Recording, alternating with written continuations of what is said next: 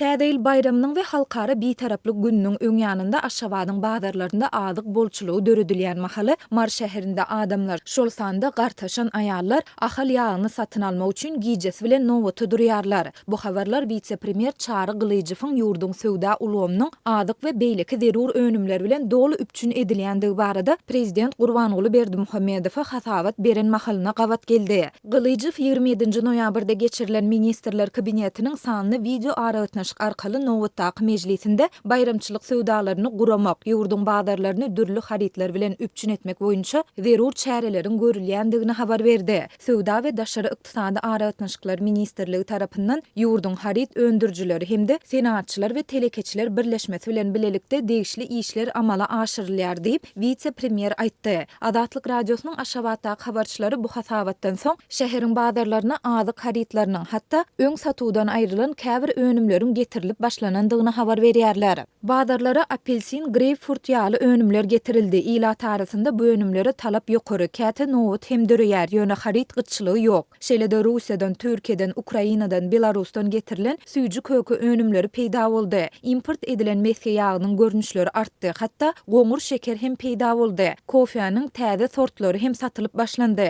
Kökü tortlary bişirmek üçin niýetlenen ýörite haritler hem peýda boldy. Öň bu haritler çynlaky derejede gytalypdy diýip howpsuzlyk aladalar sebäpli gizlinlik şertinde söhbetleş bolan habarçy 29 noýabrda gurrun berdi. Şol bir wagtda Marda habarçylarymyz regionyň döwlet dükanlarynda azyk ýetmezçiliginiň henüz hem saklanyp galýandygyny aýdýarlar. Howpsuzlyk aladalar sebäpli gizlinlik şertinde söhbetleş bolan marly habarçy şäheriň Şapak köçesiniň ugrunda ýerleşýän 38-nji dükanyň öňünde adamlaryň ahal ýagyny satyn almak üçin gije saat 12-de nowata durup başlaýandygyny gurrun berdi. Daşrak ýerden gelen daýdalar öz ýany bilen galyňrak ýorgun getirip sowuk howada gijesini şol dükanyň sağ tarap işiginiň öňüne geçirýärler. Goloýda ýaşaýan ýaşaýjylar olary termizde çay demläp berip kömek edýärler diýip habarçy 29 noýabrda habar berdi. Onuň sözlerine görä ýagyň haçan dükana getiriljekdigi barada anyk maglumat berilmeýär. Kägünler saat 5-de, käte 6-da ýa-da 7-de gelýär. Her adam başyna 1 litr ahal ýagy satylýar. Adamlar onuň ýany bilen kiçijek şerbet suwuny hem satyn almaga mejbur edilýär. Olar bu iki harit üçin 9 manat tölemeli bolýarlar. Türkmen häkimetleri ýurtda